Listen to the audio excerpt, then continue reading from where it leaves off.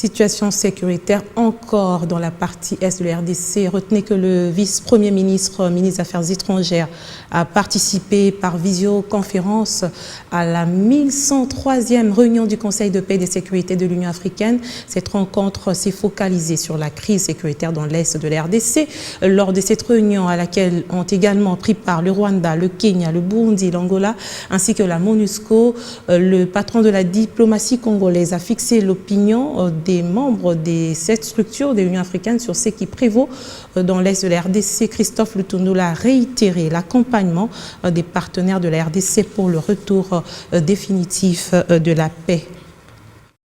Présidé par la représentante permanente de la République de Gambie auprès de l'Union africaine et présidente du Conseil de paix et de sécurité, la 1103e réunion du Conseil de paix et de sécurité s'est penchée sur la situation sécuritaire dans l'est de la RDC. Il était question au cours de cette réunion de faire le tour d'horizon sur la situation dans l'est en général et discuter avec les protagonistes. 10 intervenants ont pris la parole dans les pays concernés par cette crise. Il s'agit notamment de la RDC, du Rwanda, du Kenya, de l'Angola, du Burundi, de la MONUSCO, ainsi que le représentant du secrétariat de la SADC. La RDC, par les vice-premiers ministres, ministres des Affaires étrangères, a d'entrée des jeux apprécié l'implication active de l'Union africaine, de la CAE, de la Communauté économique des États de l'Afrique centrale et de la SADC dans la solution de cette énième crise sécuritaire que lui impose le M23 et ses parents, dans le but de freiner son développement et de piller ses richesses naturelles.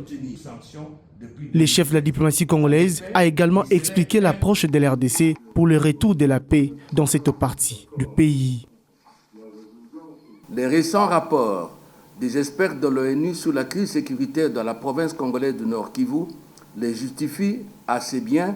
et soulignent davantage la nécessité d'une telle action, car ce rapport apporte de la lumière non seulement sur l'ampleur du préjudice subi par les populations congolaises des zones envahies par l'ennemi, mais aussi sur les responsabilités du Rwanda dans cette crise, en confirmant, preuve à l'appui, l'agression de la RDC par ce dernier du fait des attaques menées directement par ses forces armées contre les FARDC sur le territoire congolais et du soutien en matériel de guerre et en nombre de troupes apporté au M23.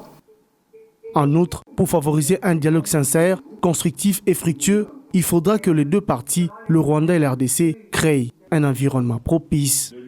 Tenu en distanciel, le ministre de la Défense nationale et ancien combattant a pris part à cette réunion qui devrait se clôturer par l'examen et adoption des recommandations finales.